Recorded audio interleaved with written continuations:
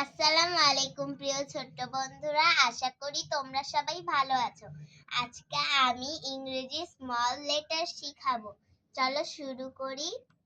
A B C D E F G H I J K L M N O P Q R S T U V W X Y Z.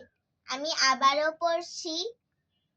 A B C D E F G H I J K L M N O P Q R S T U V W X Y Z.